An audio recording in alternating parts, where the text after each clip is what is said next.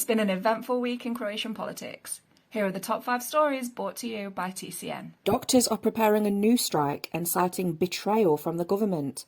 The Croatian Medical Union called the government out for violating the agreement they reached back in April 2023. That agreement would have seen doctors' conditions improved and their salaries upped. They also claim that the government has been engaging in propaganda attempts aimed at weakening the position of healthcare professionals.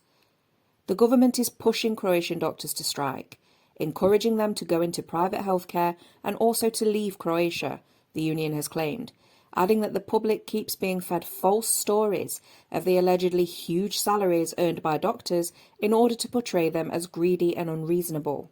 Plenković says HDZ will win in all of 2024's elections. Plenković is known for his confidence, and it appears that this year being full of elections isn't fazing him at all. The Prime Minister is convinced that his party will come out on top in all of the democratic processes scheduled for this year, with others believing that Croatia will also end up with an HDZ president, as opposed to Zoran Milanović, who is from SDP. "I'm sure we'll secure another 4-year mandate in government," said the PM, noting that the 3 main points at the forefront for his party this year are Croatia's burning demographic issues, decarbonisation and, of course, digitisation. Plenković says that Croatia remains staunchly against anti-Semitism on Holocaust Remembrance Day. Holocaust Remembrance Day was marked on the 27th of January this year, and the Croatian Prime Minister used the opportunity to state the country's position.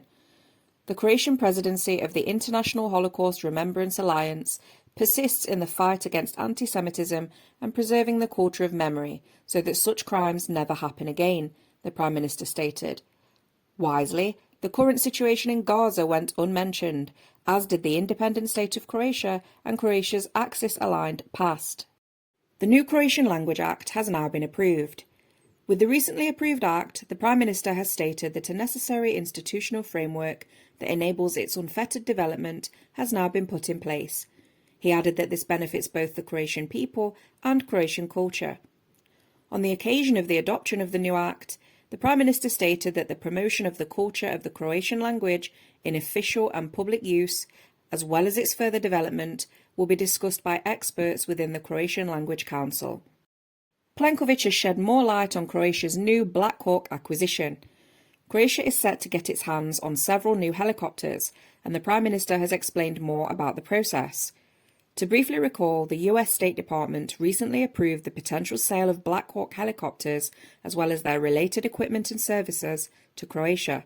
The value of this contract is estimated to stand at a whopping $500 million. The Prime Minister said that the first 4 aircraft have already arrived according to the 2+2 model, 2 of which are based on the international military aid that the US provides its allies, and Croatia has purchased the other 2 itself. These 8 will follow the same model. 4 will be financed by the US, and the additional 4 will be purchased by Croatia, Plenković said.